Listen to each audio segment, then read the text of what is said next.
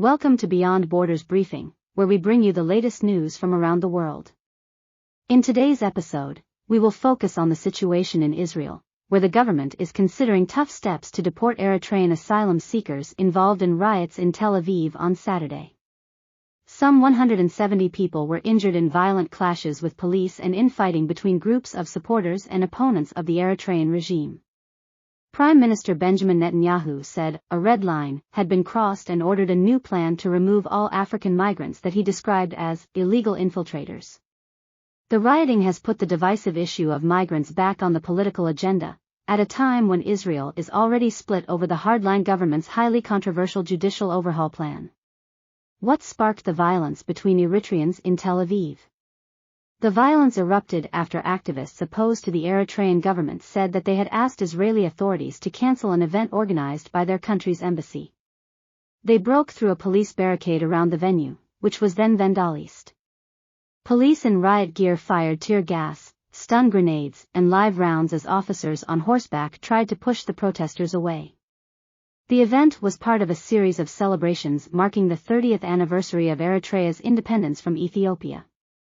However, many Eritreans in Israel and elsewhere reject the legitimacy of President Isaias Afwerki, who has ruled the country with an iron fist since 1993. He has banned political parties, independent media, civil society, and religious freedom. He has also imposed indefinite military service, which has forced thousands of young Eritreans to flee the country and seek asylum abroad. And how does Israel view these asylum seekers?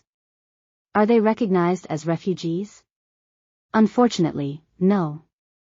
Israel has one of the lowest refugee recognition rates in the world. It labels most asylum seekers as economic migrants or infiltrators and denies them access to basic rights and services. It also tries to pressure them to leave the country voluntarily or face detention and deportation. Israel has signed an agreement with Rwanda and Uganda to send Eritreans and other African migrants there, but many of them end up in unsafe conditions or are smuggled back to Libya or Sudan, where they face torture, abuse, and even death. That sounds very alarming. What are the possible consequences of Netanyahu's plan to deport Eritreans who participated in the riots? Well, first of all, it would violate international law and human rights norms, which prohibit sending people back to countries where they face persecution or serious harm. Secondly, it would further inflame the tensions within the Eritrean community and between them and Israeli society.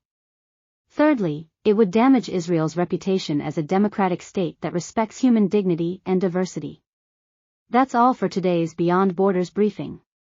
Thank you for watching and stay tuned for more news from around the world.